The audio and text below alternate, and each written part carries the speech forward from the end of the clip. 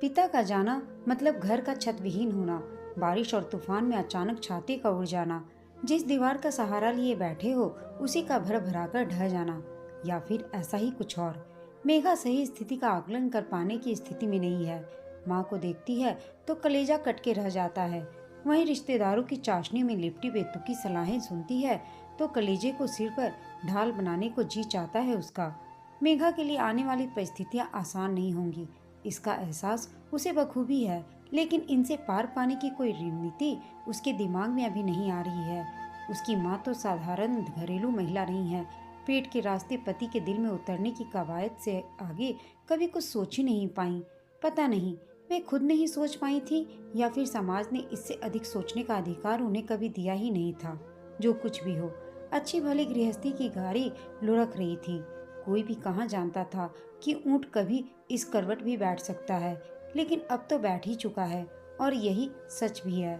राहत की बात यह थी कि पिता सरकारी कर्मचारी थे और सरकार की यही अदा सबको लुभाती भी है कि चाहे परिस्थितियां कितनी भी प्रतिकूल हो जाए, लेकिन सरकार अपने सेवारत कर्मचारी और उसके बाद उसके आश्रितों का अंतिम समय तक साथ निभाती है। लिहाजा परिवार के किसी एक सदस्य को अनुकंपा के आधार पर नौकरी मिल ही जाएगी और यही नौकरी उनके आगे की लंगराती राह में लकड़ी की टेक बनेगी। 15 बरस की छुटकी माला और 20 साल की मेघा। माँ को चूंकि दुनियादारी की अधिक समझ नहीं थी और माला ने अभी अपनी स्कूली पढ़ाई भी पूरी नहीं की है, इसलिए यह नौकरी मेघा ही करेगी। यह तय ही था, लेकिन मेघा जानती थी कि परिवार की जिम्मेदारी लेना बिना पैरों में चप्पल पहने कच्ची सड़क पर चलने से कम नहीं होगा। अनुकंपा की नौकरी दो धारी तलवार होती है। एक तो यह एहसास हर वक्त कचोटता है कि यह नौकरी आपको अपनी मेहनत और काबिलियत की बदौलत नहीं, बल्कि किसी आत्मीय की मृत्यु की कीमत पर मिली है। और दूसरे, हर समय एक अपराध बोध सा घेरे रहता है कि जाने कब कर्तव्य ठीक से निभ भी पाएगा या नहीं। खुद का अपराध बोध न भी हो तो कुछ रिश्तेदार होते ही इसलिए हैं। उनका परम कर्तव्य होता है कि समय समय पर सूखने की कोशिश करते घाव को कुरेद कर उसे हरा बनाए रखें, और वे अपना कर्तव्य पूरी निष्ठा से निभाते हैं। 6 महीने बीतते बीतते उतरती हुई गाड़ी फिर से पटरी पर आने लगी थी। एक परिवार ने अपने मुखिया के बिना जीने की कोशिशें शुरू कर दी थी। मेघा को ये पिता की जगह उनके ऑफिस में नौकरी मिल गई। जिंदगी ने ढर्रा पकड़ लिया। फिल्मी और किताबी बातों से परे मेघा बहुत ही व्यवहारिक लड़की है। भविष्य को लेकर उसका दृष्टिकोण बिल्कुल स्पष्ट था। वह भली भांति जानती थी कि माला और माँ उसकी जिम्मेदारी हैं, लेकिन इन जिम्मेदारियों के बीच भी वह खुद अपने लिए भी जीने की चाह पाले हुए थी। 20 की हवाई उम्र में उसके भी कुछ निजी सपने थे, जिन्हें पूरा करने के लिए वह बरसों इंतजार नहीं करना चाहती थी। उसे पता था कि उम्र निकलने के बाद सपनों का कोई मोल नहीं रहता। नौकरी के दरमियान ही मंगल उसकी जिंदगी में आया, जिसे मेघा ने आदर्शों का रोना रोते हुए जाने नहीं दिया, बल्कि खुले दिल से उसका स्वागत किया। मंगल उसका सहकर्मी था। मंगल का एक एक खूबी का विस्तार से बखान करने के बजाय मेघा एक ही शब्द में कहती थी, मनपसंद। मनपसंद यानी इस एक विशेषण के बाद उसकी शेष सभी कमियां नजरअंदाज की जा सकती हैं। इधर लोगों ने फिल्में और टेलीविजन के धारावाहिक देख देखकर मेघा की भी त्याग की मूर्ति वाली तस्वीर बना ली थी, और वे भी मेघा को उसी सांचे में फिट देखने की लालसा भी रखते थे। त्याग की मूर्ति यानी पहले छुटकी को पढ़ाए लिखाए, उसका कैरियर बनाए, उसका घर बसाए, तब कहीं जाकर अपने लिए कुछ सोचे। इन सब के बीच माँ की देखभाल करना तो उसका कर्तव्य है ही। लोगों का दिल ही टूट गया जब उसने मंगल से शादी करने की इच्छा जताई। अभी कहाँ वह बूढ़ी हो रही थी। पहले छोटी का बंदोबस्त कर देती, फिर अपना सोचती। अब देखना तुम पैसे पैसे की मोहताज न हो जाओ तो कहना। यह कहकर कईयों ने माँ को भड़काया भी। माँ तो नहीं भड़की, लेकिन मेघा जरूर भड़क गई। आप अपना बंदोबस्त देख लीजिए, हमारा हम खुद देख लेंगे। यह कहने के साथ ही मेघा ने हर कहने वाले मुंह को बंद कर दिया, लेकिन इसके साथ मेघा को बदतमीज और मुंहफट का तमगा मिल गया। इस तरह की बातें बिना पंख ही उड़ती हैं। मेघा की मुंहजोरी की बातें मंगल के घर तक पहुंची तो मंगल की मम्मी सतर्क हुई। मंगल को तुरंत लाइन हाजिर किया गया और मेघा के स्वभाव के बारे में पूछताछ की गई। अपनी संतुष्टि के लिए मंगल की मां ने साल भर का समय मांगा, ताकि वह मंगल की जीवन संगिनी बनने के लिए मेघा की उम्मीदवारी को परख सके। कौन जाने इस बीच मंगल के लिए कोई बेहतर रिश्ता ही मिल जाए, या हो सकता है कि दोनों के बीच खटास ही आ जाए। माँ इसी आस पर साल भर निकाल देना चाहती थी, लेकिन कहते हैं ना कि कर्म तो जहाँ फूटने को लिखे हैं वहीं फूटते हैं। साल भर बाद भी न तो मंगल को कोई मिली और न ही मेघा को। साल भर बाद दोनों इस सहमति और शर्त के साथ एक बंधन में बंध गए कि मेघा अपने परिवार की जिम्मेदारी पहले की तरह ही उठाती रहेगी और अपनी तनख्वाह भी पूर्ववत उसी परिवार पर खर्च करती रहेगी। लेकिन मनपसंद साथी का नशा किसी भी अन्य नशे से किसी भी प्रकार कम नहीं होता। मेघा भी प्रेम के नशे में आकंठ डूब गई। वह अपनी तनख्वाह बेशक अपनी माँ और बहन पर खर्च करती थी, लेकिन अब उसके पास उन पर खर्च करने के लिए समय कम पड़ने लगा था। छुट्टी वाले दिन किसी तरह भागती सी मायके जाती और जाते ही वापसी के लिए घड़ी देखने लगती। साल बीतते बीतते नन्हा गोदी में आ गया तो बचे खुचे समय पर उसका कब्जा हो गया। इधर माला स्कूल खत्म करके कॉलेज में आ गई थी। कॉलेज का खुलापन, घर में पिता के कठोर अनुशासन की कमी और बहन का बिना जरूरत पैसों से पर्स भरते रहना, किशोर लड़की के राह भटकाने के लिए इतने कारण काफी होते हैं। किसी तरह गिरते पड़ते माला अपना कॉलेज कर रही थी। एक दिन पता चला कि माला के पांव गलत पगडंडी पर मुड़ गए। माँ ने मेघा और मंगल को बुलाकर चर्चा की। सब ने ठंडे दिमाग से सोचकर तय किया कि कॉलेज खत्म होते ही माला की शादी कर दी जाए। लेकिन कॉलेज तो 6 महीने में ही खत्म हो जाएगा और इतनी जल्दी अच्छा लड़का कहाँ से तलाश किया जाए। 2-3 महीने खोजने के बाद भी बात बनती दिखाई नहीं दी तो मेघा को अपने देवर सोम का ख्याल आया। उसने मंगल के सामने अपनी बात रखी। मंगल उसका प्रस्ताव सुनते ही उखर गया। दिमाग खराब हो गया क्या तुम्हारा? जिंदा मक्खी निकलने के लिए तुम्हें मेरा भाई सोम ही दिखाई दिया? मंगल ने गुस्से से मेघा को कहा।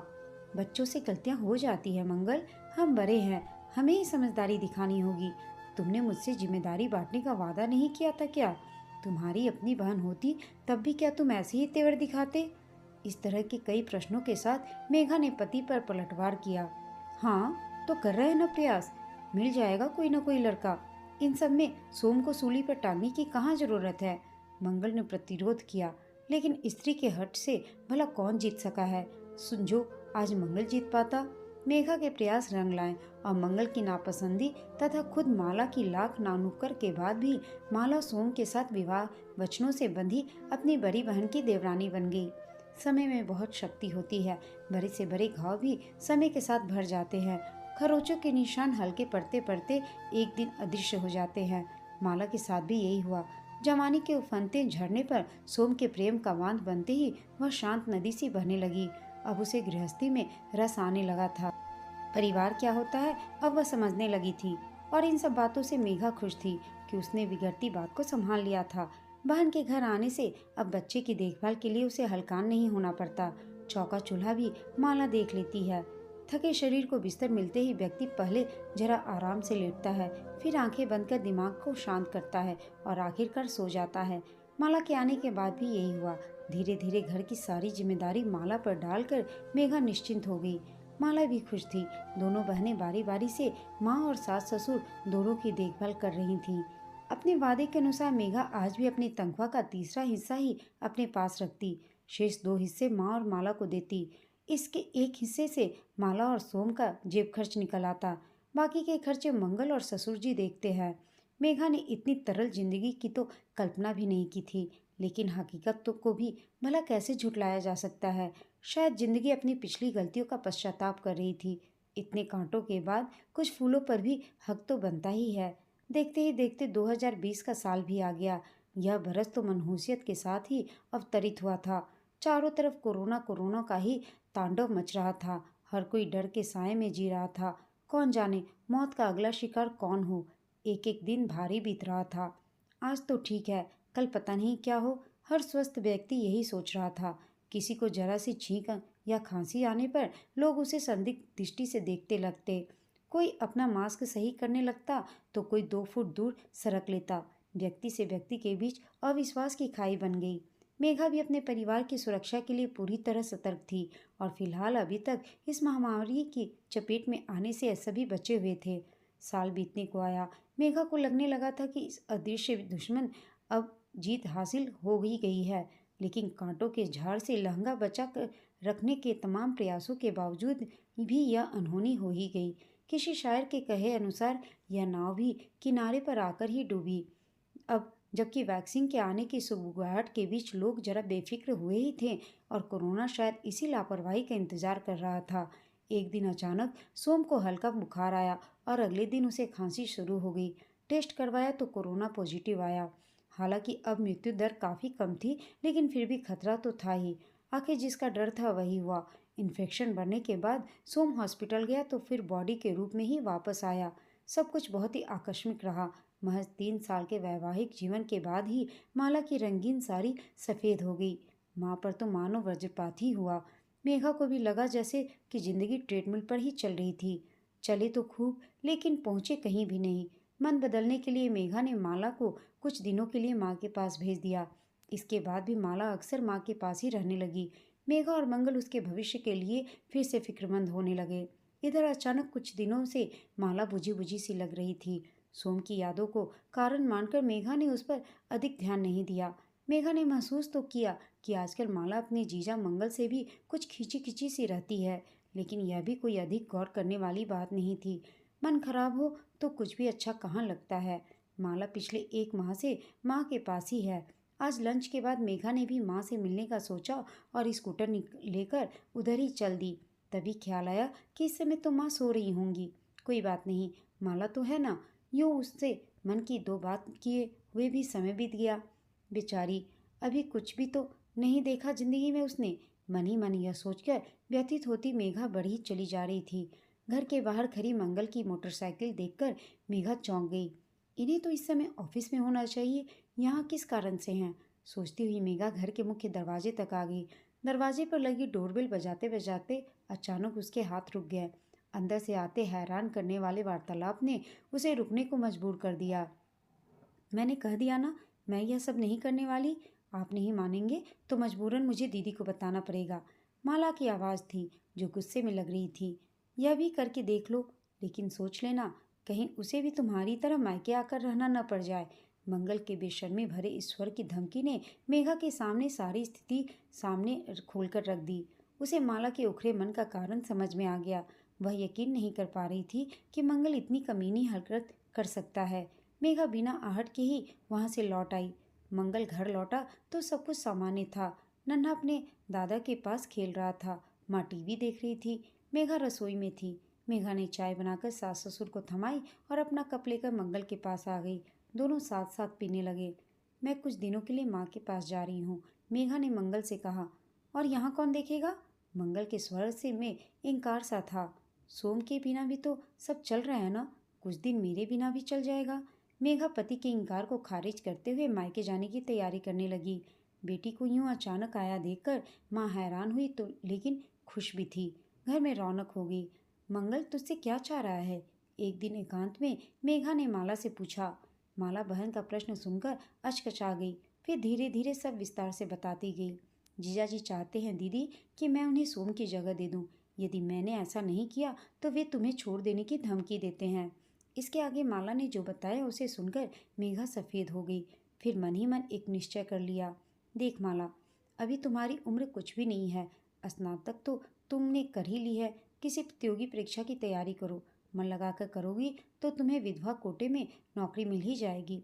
एक बार जिंदगी सही रास्ते पर चल पड़ेगी तो मंजिल मिलने में देर नहीं लगेगी, मेघा ने समझाया। लेकिन मेरा आधा दिमाग तो जीजाजी ने खराब कर रखा है दीदी। हर तीसरे दिन धमक जाते हैं। उनसे बचने के लिए ही तो मैं यहाँ माँ के पास रहती हूँ। यहाँ भी चैन से नहीं रहने देते। मेरी जिंदगी को तो आम रास्ता समझ लिया है। कहते हैं कि सोम से पहले भी तो किसी की हो चुकी हो। अब क्या डर है? ऐसे मैं तैयारी क्या खाक करूँगी? माला निराश थी। तू फिक्र मत कर माला, तू यहाँ से दूर जाकर किसी इंस्टीट्यूट में तैयारी कर। मंगल को मैं संभालूंगी। मेघा के सुझाव में दम था। माला राजी हो गई। माला को दिल्ली के एक बहुत अच्छे इंस्टीट्यूट में बैंक पीओ की तैयारी करने के लिए एडमिशन दिला दिया गया। माला वहीं हॉस्टल में रहने चली गई। मंगल को पता चला तो उसने बहुत बवाल मचाया। इतना बड़ा फैसला अकेले ही कर लिया तुमने? पति हूँ तुम्हारा और उसका जीजा भी और जेठ भी। क्या मुझसे पूछना भी जरूरी नहीं लगा तुम्हें? मंगल ने चिल्लाते हुए कहा। मंगल जाल में फंसने से पहले ही चिड़िया के उड़ने से खिन्न था। तुमने कौन सा जीजा और जेठ की जिम्मेदारी निभाई है मंगल? मेरा मुंह ना खुले, इसी में तुम्हारी इज्जत है। खुल गया तो पत्नी से भी हाथ धो बैठोगे। मेघा ने दांत चबाकर पति की आंखों में आंखें डालकर कहा। शब्दों की तलखी से मंगल जान गया था कि मेघा को सब पता चल गया है। वह उन आंखों का सामना नहीं कर सका और तुरंत मेघा के सामने से हट गया। मेघा को लग रहा था कि मानो आज उसने बहन, माँ और परिवार के प्रति अपना एक और कर्तव्य निभाया है। लेकिन मेघा मंगल की सच्चाई जानकर अब उसके साथ नहीं रहना चाहती थी। इसलिए कुछ दिनों के बाद उसने भी मंगल से तलाक लेने का फैसला कर लिया। दोस्तों, आपको यह कहानी कैसी लगी कमेंट करके बताइएगा। साथ ही कहानी अच्छी लगी हो तो इसे लाइक, शेयर और चैनल को सब्सक्राइब अवश्य कीजिएगा। कहानी सुनने के लिए आप सबका धन्यवाद।